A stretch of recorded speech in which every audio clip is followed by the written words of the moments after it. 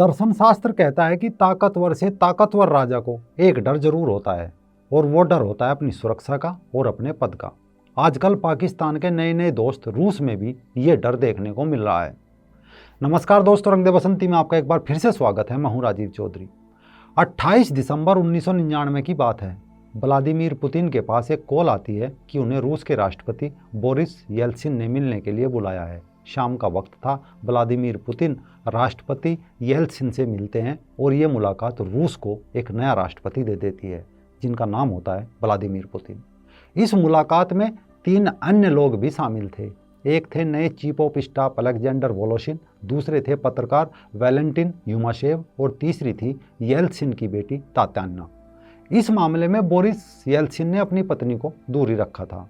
यूं तो इसके 4-5 महीने पहले ही अगस्त 1999 में ही बोरिस ने व्लादिमीर पुतिन को प्रधानमंत्री नियुक्त किया था और एक स्पष्ट संदेश दिया था कि देश का नेतृत्व करने के लिए पुतिन को तैयार वो कर रहे हैं।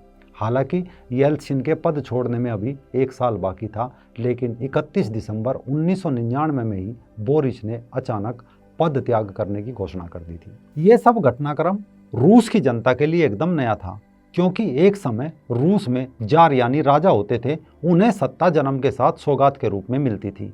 जारशाही के बाद व्लादिमीर लेनिन को क्रांति के बाद सत्ता मिली थी और लेनिन के बाद सोवियत कम्युनिस्ट पार्टी के नेताओं के लिए महासचिव बनने का रास्ता पार्टी में तरक्की करते हुए पोलित ब्यूरो तक पहुंचने के जरिए खुलता था, जिनमें से बाद में राष्ट्रपति का चुनाव होता था।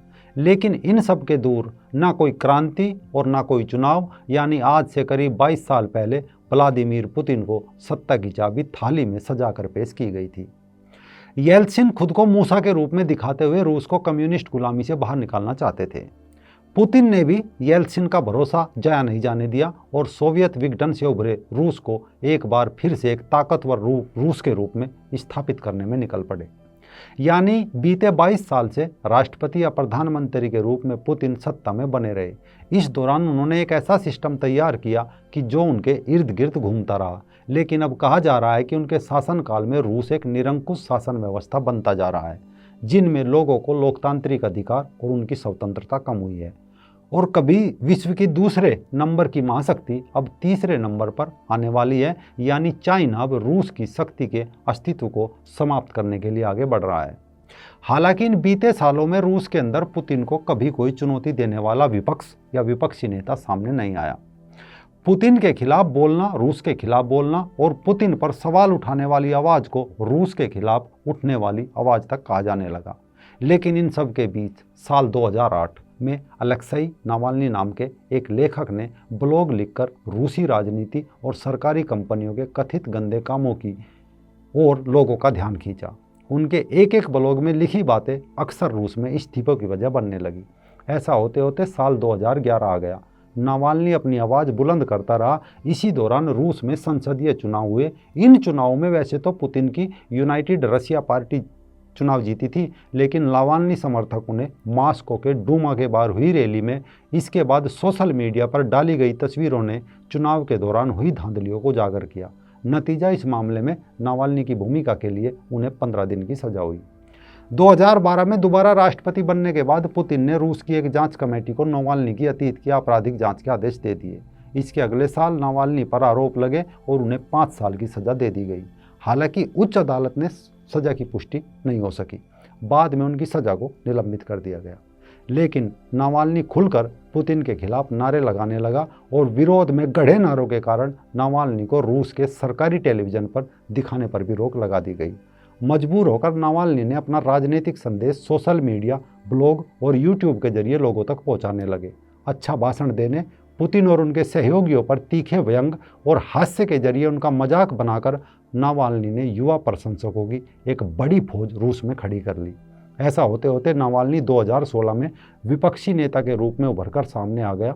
फरवरी 2017 में भ्रष्टाचार के खिलाफ दर्जनों शहरों में हुई रैलियों के कारण देश भर में नावाल्नी समेत 1000 से ज़्यादा प्रदर्शनकारी गिरफ्तार हुए। 2012 के बाद ये विरोध प्रदर्शन सबसे ज़्यादा बड़े थे। नावाल्नी ने अपनी रिपोर्ट में प्रधानमंत्री दिमित्री मेदवेदेव को 1 अरब यूरो के एक एम्पायर का राजा बताया था।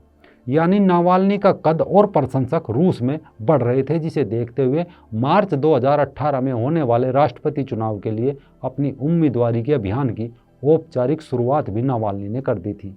लेकिन उसके ऊपर इतने मुकदमे लगा दिए गए कि चुनाव नहीं लड़ पाया।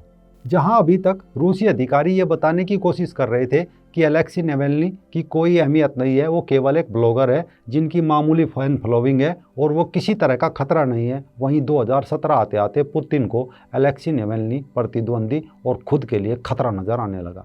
इसके बाद नावाल्नी पर शारीरिक हमले होने शुरू हुए। अप्रैल 2017 में उसकी एक आंख में किसी ने केमिकल ड्राई फेंक दिया। मानवाधिकार परिषद की दखल के बाद उन्हें स्पेन जाकर आंख का ऑपरेशन कराने की अनुमति मिली। इसके बाद अगस्त 2020 में साद चाय के जरिए उन्हें जहर देने की कोशिश की गई, जिसमें विदेशी हस्तक्षेप के चलते उनकी बड़ी मुश्किल से जान बचाई गई। अब एक बार फिर मॉस्को पहुंचते ही उन्हें कस्टडी में ले लिया गया और उन्हें पैरोल की शर्तों का उल्लंघन का दोषी पाया गया। नावाल्नी का कहना है कि यह केस उन्हें खामोश करने के लिए रचा गया है। उन्होंने अपने समर्थकों से विरोध प्रदर्शन करने का आह्वान किया। जेल में डाले जाने के बाद उनके समर्थक सोशल मीडिया पर कूद पड़े और विरोध प्रदर्शन का आह्वान किया जाने लगा। अब रूस में तकरीबन 60 शहरों में विरोध प्रदर्शन हो रहे हैं, जिनमें 3 से 4 हज़ार से अधिक लोगों को अब तक हिरासत में लिया जा चुका है, क्योंकि रूस के लोग सड़कों पर नारा लगा रहे हैं कि व्लादिमीर पुतिन बंकर में रहने वाला छोटे कद का चोर है जो रूस का खून चूस रहा है। नतीजा, नावाल्नी को जेल की सलाखों के पीछे डालने के साथ ही अधिकारियों ने उनके समर्थकों पर भी दबाव बनाना शुरू कर दिया है। यानी कहीं ना कहीं रूस को यूक्रेन की तरह की क्रांति रूस में भी शुरू होने का डर सता रहा है। फिलहाल ये नहीं कहा जा सकता कि आगे क्या माहौल पैदा हो सकता है, लेकिन जिस तरह से रूस में आर्थिक समस्याएं बढ़ रही है, उसे देखते हुए रूसी सरकार को चिंता है कि नावाल्नी विद्रोह की भावनाएं भड़काने में आग में घी का काम कर सकता है। इसी वजह से रूस के अंदर विरोध प्रदर्शनों से पहले ही पुलिस ने कड़ाई से इन्हें कुचलने की कोशिश शुरू कर दी। हालांकि अब यह पूरा मामला निजी भी हो गया है। नावाल्नी का पुतिन के महल का वीडियो रूसी राष्ट्रपति के लिए बड़ी किरकिरी का सबब बन गया है और जेल जाने से पहले नावाल्नी कह चुके हैं कि ये ऐसे काम करता है, एक आदमी को कैद कर दीजिए ताकि लाखों लोगों को डरा जा सके। America, Germany, France, Britain Navalny की सज़ा की आलोचना कर रहे हैं। फ्रांस के राष्ट्रपति इमानुएल मैक्रों ने एक बयान भी जारी किया है कि राजनीतिक असहमति कभी अपराध नहीं होती और मॉस्को से नावाल्नी को तुरंत रिहा करने की अपील की है। मसलन नावाल्नी को सज़ा देने के बाद जर्मनी, फ्रांस, ब्रिटेन और अमेरिका पर रूस के खिलाफ कड़े कदम उठाने का दबाव बढ़ रहा है। दूसरी ओर इस आंदोलन में 35 साल से कम उम्र के अधिक लोग शामिल है। ये वो पीढ़ी है जो पुतिन के 2000 में सत्ता में आने के बाद जवान हुई है। अब ये देखना होगा पाकिस्तान का नया दोस्त पुतिन सत्ता में बना रहेगा या सत्ता से बाहर हो जाएगा।